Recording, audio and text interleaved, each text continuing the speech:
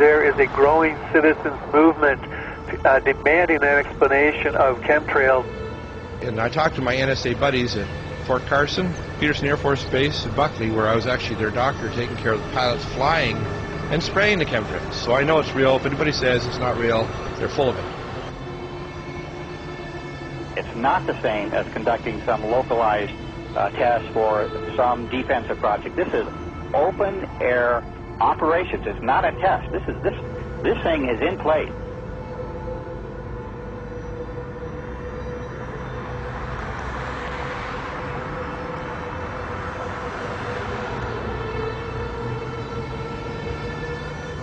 It didn't start till about 1996. Exactly.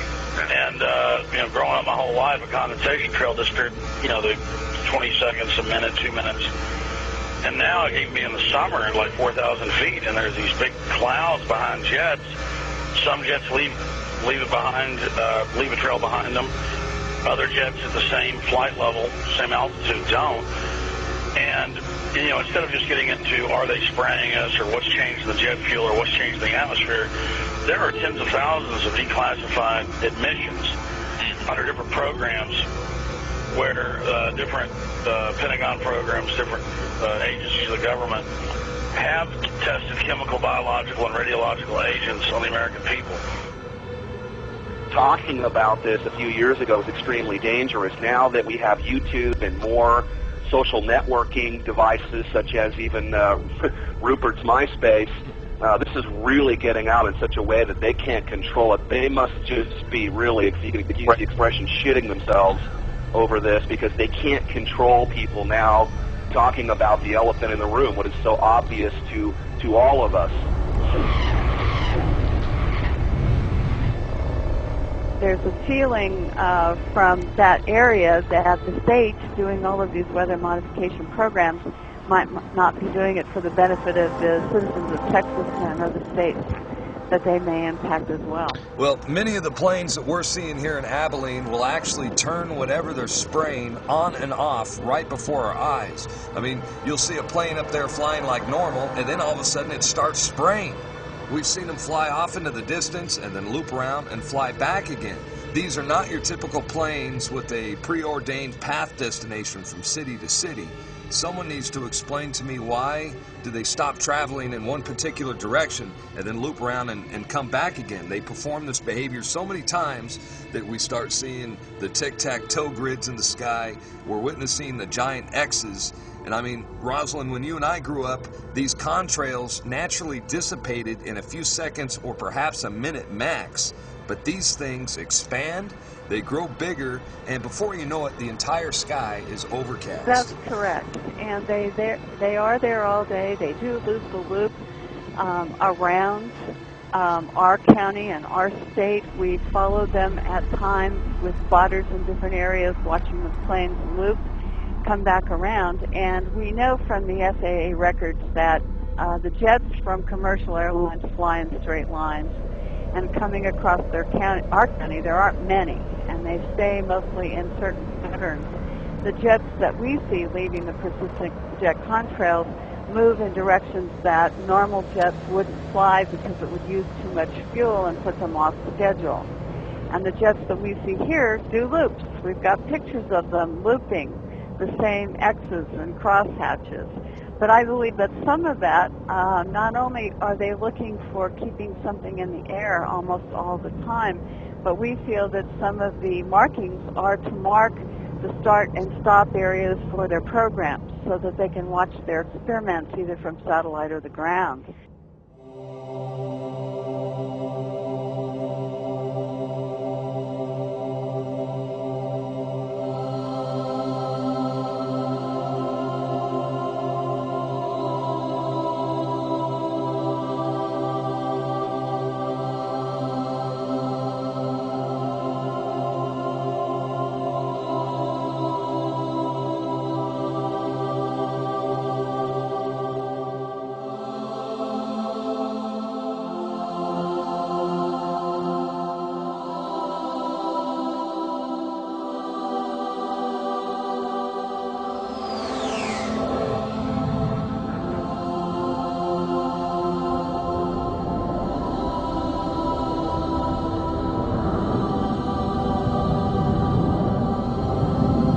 Why do they want to keep this quiet? Why aren't they talking about this? Why don't they want us talking about it? And you can only come to the conclusion that they're hiding something. Now, do you believe that this is a full-scale secret operation that includes not only the U.S. but Europe and the rest of the world? Well, that's apparent because you can see the pictures from all over the world, and I get them constantly. Some areas are worse than others. The excuse for this is, number one, weather modification, number two, to save us from global warming, and number three, to save us from the terrorists. A lot of these programs, of which there are many patterns and which has been designated as wake vortex simulation carried out by NASA Langley Research Center, many of these operations and the patents go on to explain how if there is a biological attack by terrorists at some point, that these exercises and practices will, in a sense, save us with the spider webbery that comes down from the aerosol spraying, potentially gathering the chemical mass spray that could be sprayed on any given population. The problem with that is the terrorists don't have the means to deliver this. They don't have the access to deliver this over the American populace per se. And the only people who have been doing this, that is biological experiments on the American people, is the military themselves, which has been admitted from everything from Operation Shad to the spraying that happened in San Francisco, I believe back in the 60s and the 70s, that literally killed people.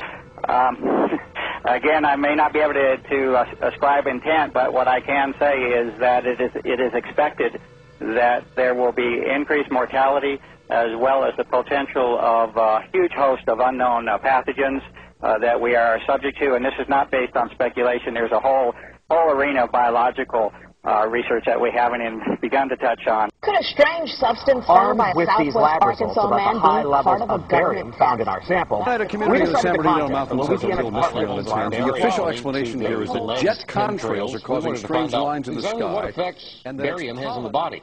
Short-term exposure can lead to anything from stomach to chest pains. Long-term exposure causes blood pressure problems. Ryan addressed concerns by chemtrail researchers that barium could be meant to wear down a person's immune system. You're talking about dominating our air supply without the human consent in a way that is difficult for many of us certainly to conceive, and certainly many of us refuse to accept it even in the light of sufficient and overwhelming evidence.